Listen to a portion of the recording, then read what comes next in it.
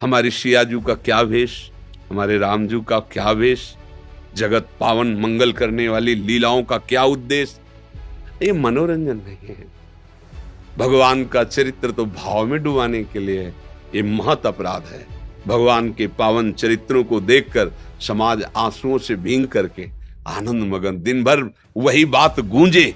अगर अभिनय कर सकते हो तो ऐसा अभिनय करो कि दिन भर वही गूंजे कि वाह। जिनकी आहार में वृत्ति आसुरी है, खान पान जिनका आसुरी है, जिनकी भोग में प्रवृत्ति है, धन यश ये प्रधान वृत्ति है, वो हमारे भगवान का लीला अनुकरण कर ही नहीं सकते।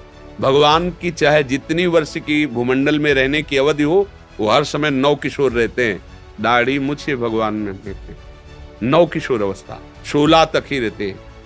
ऐसा नहीं कि भगवान 22 के हो गए 25 के हो, 1000 वर्ष भले राज्य किए हो पर नव किशोरी ही रहते हैं। क्योंकि भगवान सच्चिदानंद बप्पू हैं, कोई पांच भौतिक शरीर नहीं है। कुछ इस वेश के रहस्य को ना जान करके इस वेश को केवल भोग सामग्री प्राप्ति के लिए धारण किया। अब उनके तो आचरण वही होंगे ना। अब उनको आप दिखा करके जो सत्य मार्ग पर चलने वाले हैं उनका मिटिया मेट कर दिया। अब नई पीढ़ी जब देखेगी संत का मतलब ये, क्योंकि तुम वो दिखा रहे हो। अच्छा, भगवान का मतलब ये। अब उनके अंदर न संत भाव रह गया न भगवंत भाव रह गया, तभी तो घोर कलिकाल बढ़ेगा। अयोध्या दास जी हरिद्वार से। गुरुदेव, आपके चरणों में कोटि कोटि दंडवत प्रणाम। भगवान दास करुणा निधान श्री सीताराम जी का उपासक है और इस जगत को सकल राम में जानी तथा राम जी के इच्छा के बिना पत्ता भी नहीं हिलता, इस रूप में दर्शन करने का प्रयास करता है। भगवान, आजकल कुछ राक्षस प्रवृत्ति के लोग हमारे आराध्य और संतजनों को फिल्मों में अमर्यादित तरीके से चित्रित करते हैं, धर्म ग्रंथों को फाड़ कर जला देते हैं, जिससे हृदय में बहुत वेदना होती है। महर्षि, क्या है कि अब युग धर्म का अपना प्रभाव होता है। ऐसा नहीं कि हमें जलन नहीं होती, ऐसा नहीं। राम बोलो, कृष्ण बोलो, हरि बोलो, शिव बोलो, मेरे ही प्रभु के नाम है तो हृदय में दाह तो होता है। भगवान के जो पावन चरित्र हैं उनको गा गा करके इस भव समुद्र से पार होकर कितने ऐसे महाभागवत प्रेमी जन भगवान के नित्य धाम के वासी हुए। भगवान की लीला अनुकरण भी भक्तजन करते हैं। उनके दर्शन मात्र से हमारा हृदय भगवत भाव में भर जाता है, आंसू निकलने लगते हैं। जैसे रामलीला, कृष्ण लीला, हम अपने भगवान को साक्षात जब रूप धारण किए लीला अनुकरण में देखते हैं तो तन्मयता आ जाती है, प्रभु में भाव आ जाते हैं। लीला अनुकरण भगवत भाव और भगवत प्रेम बढ़ाने वाला। अब क्या है कि जिनकी आहार में वृत्ति आसुरी है, खान पान जिनका आसुरी है, जिनकी भोग में प्रवृत्ति है, धन यश ये प्रधान वृत्ति है, वो हमारे भगवान का लीला अनुकरण कर ही नहीं सकते। कैसे कर सकते हैं? अरे आप एक साधारण मनुष्यता में चलने के लिए आपको आहार शुद्ध चाहिए, तभी तो आहार से ही विचार शुद्ध होते हैं ना। आचरण पवित्र चाहिए। आपका एक एक आचरण ये आपको बताता है कि आप हो क्या। अब मांस खाना, मदिरा पीना, व्यभिचार करना, धन आदि की विलासता में, अब ऐसे लोग भगवान की लीला का अनुकरण करेंगे? असंभव, असंभव। वो उपहास करेंगे, वो भगवान की लीला ऐसे अनुकरण करने की चेष्टा करेंगे जिससे अश्रद्धा हो, जिससे हमारा भाव बिगड़े। और लीला क्या होती? भाव बने, रोना आ जाए देख के। प्रभु की लीला अनुकरण देख के हमें रोना आ जाए, हमारा भाव हमारा प्रभु के प्रति बढ़े। पर ऐसी बुद्धि वाले, लिखने वाले रजोगुणी, करने वाले रजोगुणी तमोगुणी, भला किसी आप सात्विक पुरुष का अनुकरण नहीं कर सकते। सात्विक पुरुष, फिर त्रिगुणातीत, अनादि अनंत, महामहिम भगवान रामकृष्ण की लीलाओं का अनुकरण कैसे कर सकते हैं?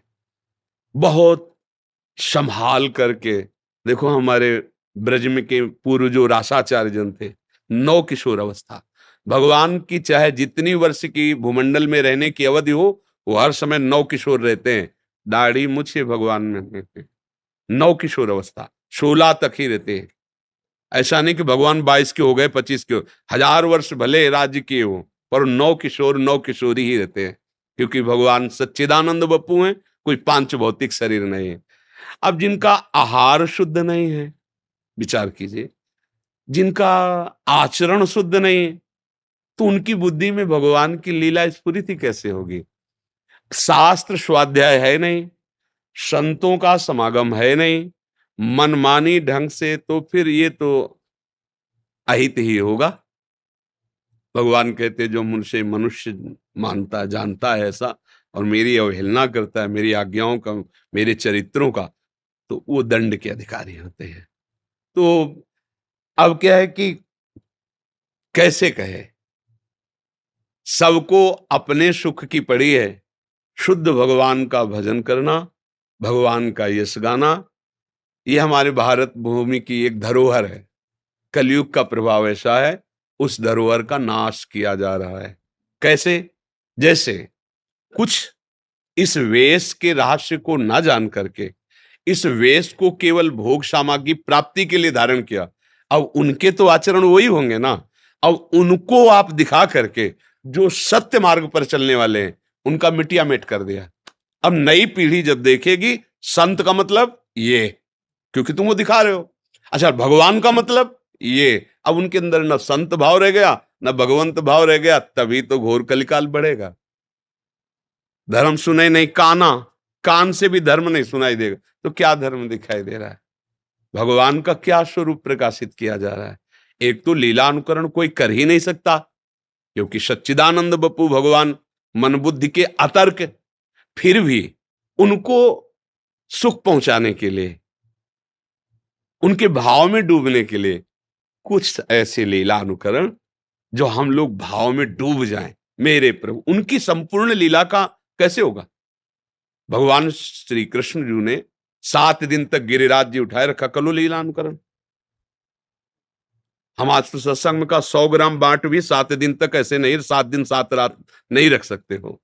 भगवान ने जो किया वो भगवान ही कर सकते हैं, पर हम उनके बच्चे हैं।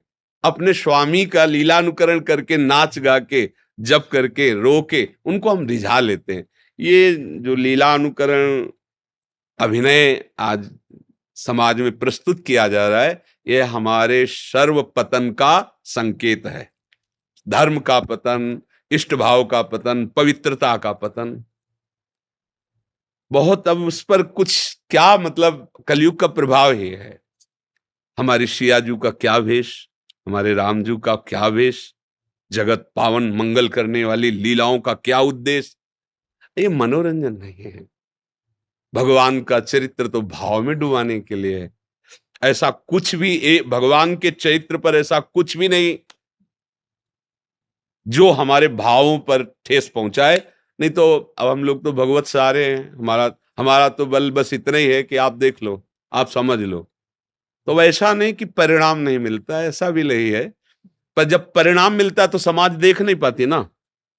परिणाम मिलता है, समाज तो केवल इतने ही देख पा रहे ना। ऐसा नहीं कि उसने किया तो उसको क्या मिला। नरक जाके तुम देखे आए हो क्या, क्या मिला है? अगला जन्म उसका कौन सा हुआ तुम देख पाए हो क्या? तो ये बात भोगना तो पड़ता है। भगवान की लीलाओं को बहुत उनका नाम ही मर्यादा पुरुषोत्तम है। पूरे लीला चरित्र में कहीं एक बिंदु भी ऐसा नहीं है जिसको कहा जाए प्रश्नवाचक कि भगवान ने ऐसा क्यों।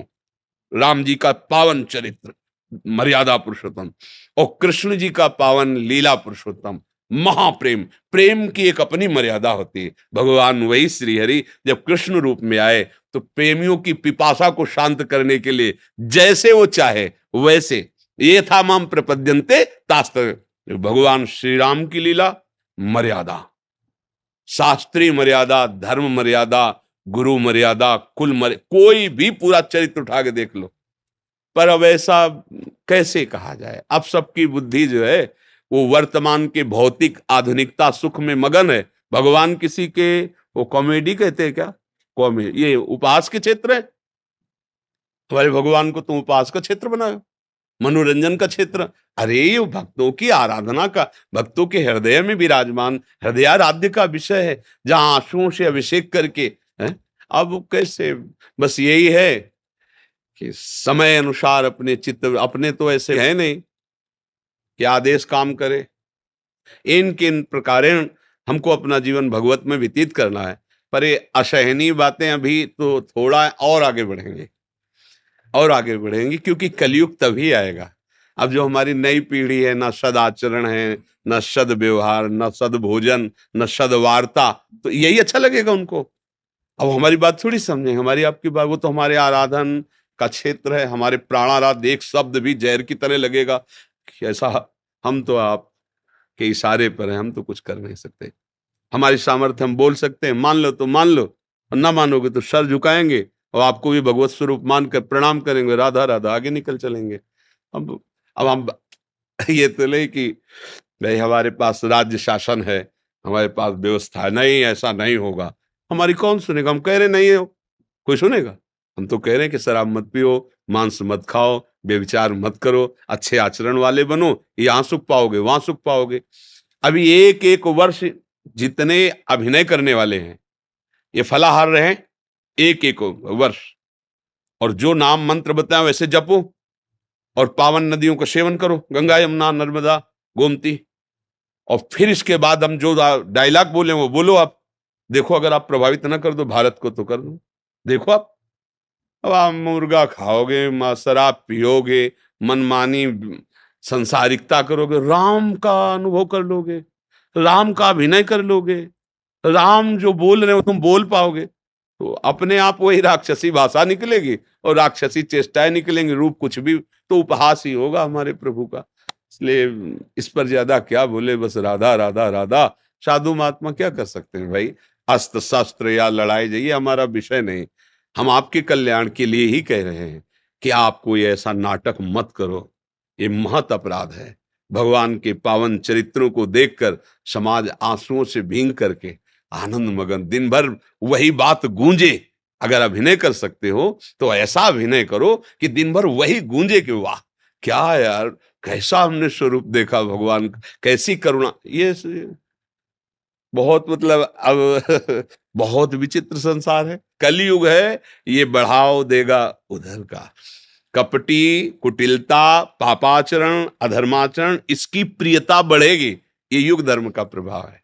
इसलिए जहां तक हो सके तहां तक जितने वातावरण को हम भगवत में कर सकते हैं उनकी सामर्थ्य से उतना है, नहीं तो राधा राधा राधा राधा अपने हृदय को पावत कर लो।